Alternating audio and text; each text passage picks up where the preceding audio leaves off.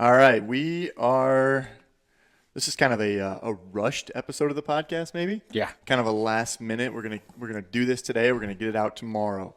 Um, well, if it's today is the launch of the Swarovski ST and AT balance spotting scopes, and it's me, Brody, and Chris Denham, the actual host of the podcast. Going to talk about these real quick and learn a little bit about them, and then you can go buy one if you feel so inclined. All right, Chris. So you have used both of these probably longer than anybody on planet Earth. You had these Probably. early fall. Yeah, I got them early October was when I first got the first ones, and the timing couldn't have been better because Mark and I had antelope hunts in Wyoming, and then as soon as we were done with antelope hunting, Mark had a deer hunt, and honestly, when I heard these were coming out, I was excited about it because actually I really like the SIG. What's it called again? Tango? Oscar 6. Oscar 6. The spotting scope. Yeah, the spotting scope. And I was like, gosh darn it, this is pretty dang cool. And knowing Swarovski, there was going to be some significant upgrades. But to be honest, when I first saw them, I was like, holy cow, these are ridiculous. The size factor form factor is just so much smaller than I anticipated and not unwieldy. It doesn't have all weird bumps and places you wouldn't expect. Straight lines, yeah. Yep. But yeah, in the antelope hunt, I mean, as far as like the field use, the first day, we were hunting the same exact unit I hunted in 2 years ago and killed a buck. And Nate and I back then thought, gosh darn, we saw a lot of antelope. We probably saw 200-300 antelope that day, on those hunts. This time, we were hunting a little bit later. That probably contributed to it. But we saw the first day, we argued whether we saw 1,500 or 2,000 antelope the first day. That's just crazy. Those are crazy numbers. It's huge. But when I was thinking, I'm like, how the heck did we do that? And it was because of these scopes. I mean, we would be literally, it's a BLM country. So you've got the units surrounded by a highway, and then there's like 4 or 5 roads through the middle that go 35 miles an hour on. And, antelope aren't hard to see with your naked eye. So we would just be rolling down, and we'd see antelope, and we'd just stop, and whoever side it was on, would grab the STB or the ATB. The ST obviously is the straight balance, the AT being the angled balance. Would take a quick look at them, and it's just crazy how stable it is. It is almost tripod stable for the short amount of time that you can actually hold something at that magnification. And we could just look and say, okay, yeah, we got to take a closer look at this buck, or no, nothing worth waiting for. And we just moved. Whereas back in the day, which was in September, a couple months before. The month before, you'd have to stop. You'd look at them with your binoculars. What do you know? You can't tell anything about an antelope at 1,000 yards hand holding a pair of binoculars. So you get out, you get your tripod out, you get your spotting scopes out, you look at them for too long because you did all that work to get it out. Instead, we were just analyzing, moving. So I'm sure there was more antelope in the unit than there was 2 years ago. This, just being later, maybe there was some migration into that area. But the reality is we were instead of spending 15 minutes to analyze a herd of antelope, we were spending 35 seconds. Yeah. And you start doing that all day. Yep. We went through a tank of gas every day because we were moving, and just analyzing bucks. You could do the math to make the 300 into 1,500 of just the time savings. Yes. It makes a ton of sense. Yeah, that's where I think these are going to shine so much. Yeah. Like that style of hunt, like the kind of moving style hunt. We were talking about this when we filmed that video on Friday. Are you going to see guys who are going to have a hip belt pouch with one of these on it, or like a binocular harness with one STB or ATB on it, instead of having a pair of binoculars and just being able to go, oh, okay, yep, oh, that's what that is, and then put it back in? Totally. I mean, so we went to Mark's mule deer hunt. What Mark and I were doing was when we'd go on a stalk or we were going to go hike to a point, we would take the ST and we'd put it in our water bottle holder. Yep. And in the exo pack and the water bottle holder, it fits like it's made for it practically. Oh, that's what I was planning on doing next year. Yeah, it sticks out a little bit, but you just keep the lens caps on, you're good to go. Then I went to Idaho elk and deer hunting. Same thing. Whenever I needed to move somewhere, I just stick the straight in that water bottle holder and it's good to go. Because again, It's hard to imagine. I know it's hard to believe, but at 30 and 34 on the the AT is 14 to 35. 14 to and 35 and 7. What's that box say, Levi? What do we got again? 18 to 45 on the angle, On the angled, yep. and 14 to 35 on the straight. Yeah, it's probably worth mentioning that the angled is a 65 millimeter objective and the straight is a 50 mil objective. Yeah. Yeah. Yeah, the cool thing about the 50, not to get too off track, is that it's bigger, and the lens is recessed, so it just stays so clean. But it's bigger so that it fits in your hand. I think. Oh, if is they that made, why they did I that? think so, because Yeah. if you made it as skinny as you could, it wouldn't. The focus would not Yeah, land if you had right like an where it's supposed to. STC in your hand. Right. Yeah, that was one thing that we were noticing on Friday was it's weird to have the focus ring way out to the outside. Yeah. You're so used to it being in the middle or how this angled is where it's kind of, it is more center than it is forward. But what I noticed, But it makes sense. Yeah, it makes sense. Yeah. The way you naturally pick this up and hold it, your left hand falls right on the focus wheel, and your right hand falls right on the power wheel. Yep. So, yeah, it's just fast, and Swarovski is just one thing they're genius at is ergonomics. I mean, they know they play with how this fits in your hand. What's gonna be the most effective way to do everything, and they nailed it with these things because it's so fast. I remember them talking to one of the reps or somebody and them saying how they designed the NL was they went to hand specialists. I don't know if that's a plastic surgeon or a hand specialist of some kind, and they made those binoculars whatever would be the most comfortable way to, if you were birding, because they're technically made for birding, to hold them at your side is why they are the shape they are. Right. And then they're able to make the glass as good as they are to that shape is pretty incredible, really. Yeah. Yeah, no, it's they thought that through. With the angled, your hand just fits, right where everything ought to be. Yeah, it's just a phenomenal product. I know what a lot of people are going to be asking is like, okay, is the 65 millimeter a lot brighter than the 50? And it is for sure, but it's like I call it like maybe 5 minutes in the morning, 5 minutes in the evening, where the 65 angled absolutely outperforms the 50 straight in light transmission. Oh, really? Yeah, as soon as the sun's up, you're good. As soon as the sun goes down, that's when things start to change. But it's really those last 15 minutes of legal shooting light, which is 15 minutes after sunset. But what I've always said is, if you see them before the sun comes up in the morning, well, you got all day. You just wait a few minutes. If you see them in the last 15 minutes, you're scouting for tomorrow anyways. Yeah, It's exactly. really not. It's not a big sacrifice. It's so few times where you see something in the last 15 minutes of light that you're able to okay, let's go make a play on this. Yeah, exactly. Yeah. The biggest difference I found with the angle versus straight hand holding now, because Swarovski, when they first told us about this, they really emphasized they didn't even want to see pictures with these on a tripod. They wanted people to understand you can handhold these. And I'm like, why the Sacrilegious. heck would I put, handhold something when I got a perfectly good tripod there? Well, the reality is you can get away with it for a certain amount of time. This is where the biggest difference was, in my opinion. The straight, because you have to hold it up to your face. I noticed I got 3 minutes before I'm sick and tired of holding this thing up. And then I got to drop down and, shake the arms out a little bit and then go to a different direction. The angled, because you can drop it down and kind of support your elbows against your body, the angle you can get away with a lot longer. Really? Yeah. Things that we never would have thought of before until right now. Right. Yeah. Yeah. The one, it's not a downside to the angled. It's just the reality of the way the body's built. It doesn't pivot. So, I hadn't thought about that. Yeah, it's like guys that are thinking, well, how would it work on a window mount? Well, first of all, you don't need a window mount. But Yeah, it's just eliminated the from need that for it. situation, that I did prefer the straight over the angled, just because you can rotate your body anyways. Yep. But so I still, and believe me, I asked myself these because I've had them. I've probably got 40 days in the field with them now.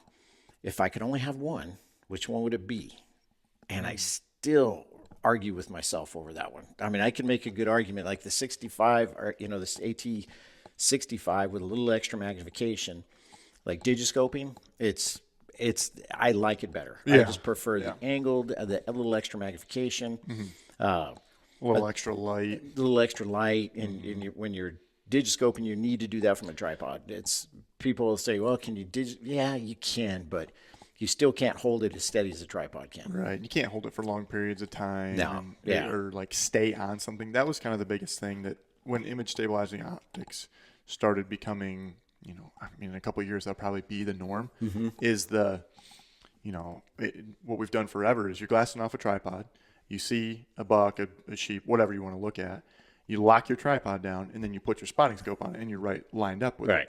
And guys who are like, oh, well, I'm using image stabilizing binos, they can't really do that. So you have to refine your target.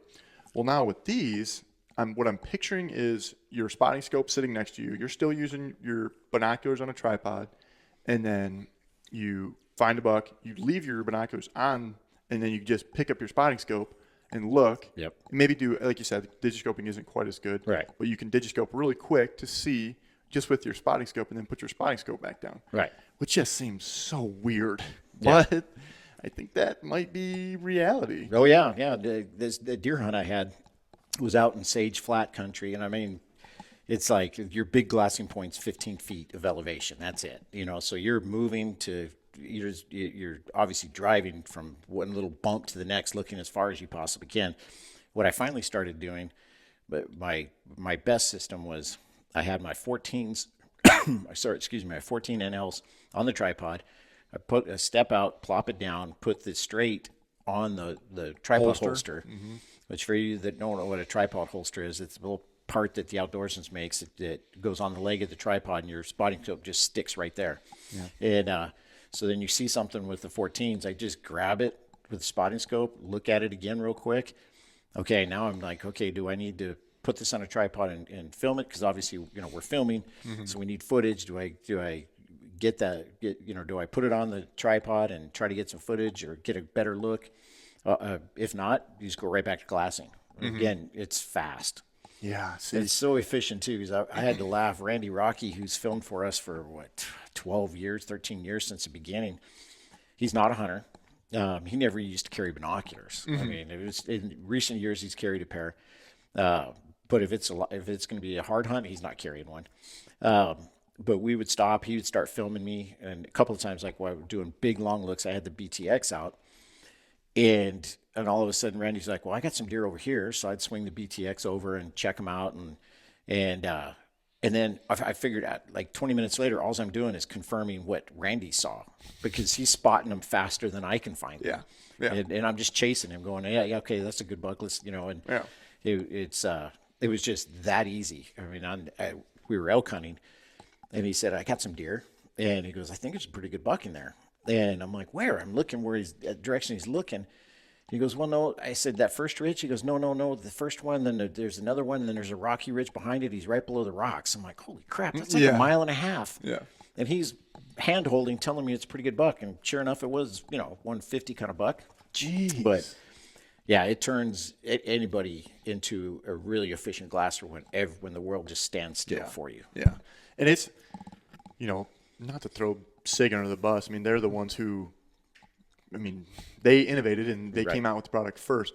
But when you look through an Oscar, it's very stable. You do kind of get like you're on a boat. You kind of, it's a float. It's very stable, but it's just kind of a float. Swarovski took that kind of to the next level where it doesn't really feel like you're floating. Right. It feels like you're on a tripod. It feels very still. Yeah. It doesn't have that float, which it makes a difference. Yeah, the refresh rate, I think, is what the term they use. Yes. It's just so much faster that you don't. I mean, if you move really quick, but at the speed that we normally are looking for an animal, you don't even hardly notice that. It's you will get a cool effect on a tripod though. Is if you put it on a tripod, like we were digiscoping animals, and a deer walked out of the frame, and if I shifted over, parallel, and then stopped, the scope would stop there, but then there would be this little cool drift, like it would drift back. Yeah, it was almost artistic, but but it's there's a lot going on. I read some of the detailed stuff on the image stabilization. There's a lot going on inside this thing. Yeah, Which I know some people are concerned about it. Is now we've introduced electronics, but basically though, if say the battery dies on you, which it's got a 12-hour runtime, it's in there super fast to recharge. If it dies, you still have a really good spotting scope. You still have a spotting scope that's equivalent to the best spotting scope on the market. Yes, exactly. Yeah, still ATX, STX, BTX class. Yeah, it's not like laser rangefinder. If the battery dies, you're done. Mm-hmm. You know, if the battery dies, it still works. Mm-hmm. Yep, it's got to need. Now you just need a tripod, which you still do need tripods. It's not. It hasn't replaced a tripod. It's. I do think it's going to allow like the carbon tripod. In the wind, it stabilizes that vibration really well. If the wind got to howling, then you just handhold. You're going to be more stable. It's crazy to think that you could go from, you'd think being on a tripod would be the most stable thing, but if it's really howling, you just go to no tripod at all, just hand holding, and that's going to be more stable. Yeah, because you won't shake in the wind quite as bad as a tripod, so it'll be a little bit better. Can't do it a long time, but yeah, and I did want to. So they have technology to kind of mitigate that. They have technology in here. So if this senses a drop, is what it is. Right. If it senses a drop, it completely locks up. Is what I'm kind of. So it'll lock up. It'll shut off as well. So that way it doesn't hurt the stabilization system if it is dropped. Yeah. It's if you can't, if any of you are watching this, but if you can't see what I'm doing, I'm just kind of tossing the scope up in the air. Well, let's just show it. See if I can. So it clicks on, and then I do this. It turns off. red. Yeah, it turns red. I didn't even realize that. Yeah, it turns red and shifts off. Wow. So it just senses it's got a not a gyroscope. It's got something. A gyroscope. Is it? No. A what? Accelerometer. Accelerometer, that's the term. Thank you, Levi. Pretty big word for this podcast. Yeah, that's a really big word. Don't ask me to spell that, folks. You just Google it use voice prompts. But yeah, so it's because that was the big knock on when image stabilization, because it's been around a while. I mean, Zeiss had the 2060 stabilized out. Dang, that had to be the late 90s. There's no electronics in that though. Yeah, that was that is a true gyroscope. Gyroscope, but it was so sensitive. It was just even in your pack, if you set your pack down wrong, it would break it, and then you got to go back to Europe with it. Right. But this for 6 months. These are these are just super. They've thought all that through. Typical for Swarovski, they thought through all the little things. Yeah. It is a proprietary battery, but again, they last 12 hours. I mean, we all have power with us now. It's I don't know 12 hours. 12 hours with something like this is not like. I mean, I guess if you're going to sit there and glass with it off a knob all day, then 12 hours you might end up killing a battery or killing a battery in a hunt. But I mean, 12 hours of glassing is a lot. That's a lot. That's a lot. Yeah. Even 12 hours in a pair of binoculars on a tripod would be brutal. I probably don't glass, even on a coos deer hunt where you're just crushing it. I bet I don't glass more than 7 hours in a day. That'd be a long. And that's a long day. Glassing. That's the most glassing of any hunt, in the West. And obviously, you don't use a spotting scope near as much as you do binoculars. But right. Yeah, I think. Oh, another thing worth mentioning. It's the same eyepiece as the ATX system, ASTX system, or a STC. So if you have a digiscoping adapter for one of those spotting scopes, you have a digiscoping adapter for this as well. You don't have to go out and buy another one of those. It's actually the same. The eyepiece is almost exactly the same, like diameter. Like something like a KOO. They're not quite as comfortable because that eyepiece is pretty small. Where this is the same as all Swarovski spotting scopes at this point. Yeah. And the same price. Armoring. Yeah, same armoring. Armoring. And then, the price is really kind of shocking. It is. It was absolutely shocking when Mark got to look at them actually before I did. And I asked him on a text, I said, what's the price? And he said less than the STX. Is it actually? So it actually is. $39.99 for the angled. I think $38.79 for the straight. I think $38.50. I think for the straight. Yeah. And if you wanted to get an ATX or an STX 65, I think you're in at 4,200. We might have to correct that. Yeah. But I think you're in that 4,200. Yeah. So non-image stabilizing spotting scope that this will do the exact same thing as is more. So that was shocking. It doesn't make any sense to buy an ATX in the 65 anymore. No, it just doesn't. There's definitely products that just don't make you just unless you're just totally averse to electronics. Yeah, these definitely it's just like typical Swarovski. When they come out with something, it changes the game. And they've done it with the NLs. They did it with the X spotting scopes. They did it with the Yale ranges, the NLs, and now they've done it with these the ATB and the STB balance spotting scopes. It changes.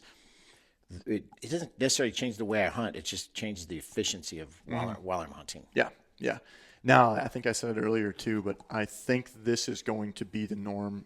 And maybe last year I would have said, I think it's going to take like maybe almost 10 years till everybody's going to image stabilizing binos, image stabilizing spotting scopes. Yeah, I think we're going to fast track that. Oh, yeah. I think within 3, maybe 4 years, this is going to be the norm. Yeah. And prices are going to even go down a little bit more, because everybody on the market, all the big players will have something on the market. Yeah. It's going to be. I was thinking about it. It's like if you're a Midwest whitetail hunter, and you're checking fields and stuff from roads, this straight is going to be an absolute. It's better than binoculars. Even the whitetail hunter has a reason to buy this scope, especially the straight. It's so fast. I can't wait to get my dad one of the straight ones because he has a STX 65 right now, and they do a lot of driving all August where you're just driving around, and if you see a buck, it's kind of a process because you have to put the window mount on, put your spotting scope on, and then you have to shut the truck off because with trying to digiscope with the truck on, it doesn't work. Right. So now you'll just be able to go, hey, there's a buck right there. Put it up to your face, leave the truck on, look, okay, put your phone on, and you're videoing. Yeah. I mean, it's going to be, twice as fast. You'll be able to cover twice as much country. Right. At the first and last light. Yeah. And Joe was actually on a whitetail hunt in Missouri last week, and he was saying that this would have been perfect because there was no room in the blind he was sitting in for a tripod. So if he wanted to digiscope or anything like that, they really couldn't do it. Right. But if he had one of these, either the angled or the straight, you could, if a deer walked out in the field that was 400 yards away, you put this on there and verify with absolute certainty what the buck was, not hand holding a pair of binoculars or hand holding a spotting scope, going, oh yeah, I think, but there's a lot of movement and everything like that. You could video, you could get a really good look with your eye. Yeah, I think these things just have tons of kind of range to what to be able to do with them. Absolutely. Yeah, it's like you said, it's I don't know how many different terms you could use. A game changer, innovate. Yeah. There's a million. The terms we normally try not to use. Right. Yeah. Oh, man, this one kind of fits the bill. It does. It's gonna change the spotting scope market is dramatically as the laser rangefinder changed the binocular market when they introduced laser rangefinder binoculars. It's the most. I'd say I'm probably the most impressive product I've seen since the laser rangefinder.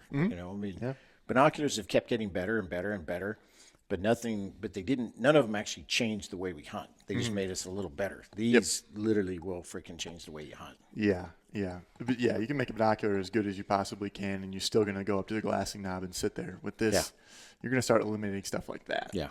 So, I think the biggest thing with these is you can believe us that what we're talking and what we're saying out right now, but you need to put one of these in your hand and look through it for yourself. Yeah.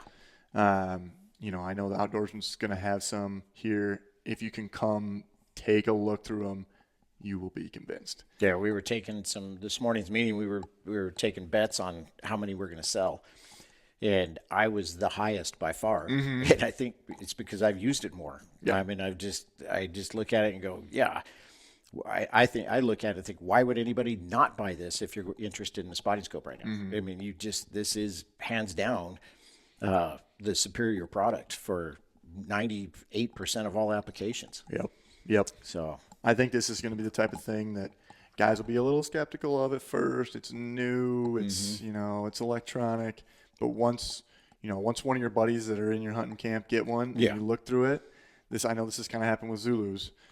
It's like, oh man, I think I need one of those, and I think it's going to be a slow burn. It's really going to pick up because even at trade shows, in a trade show place, you don't get the full effect that you get in the field, because like guys with the Zulu stabilized binoculars, you've told me stories, and just like you were saying, it's like one guy has them, and pretty soon everybody just looks at him for the answers. You know, because it's just so fast.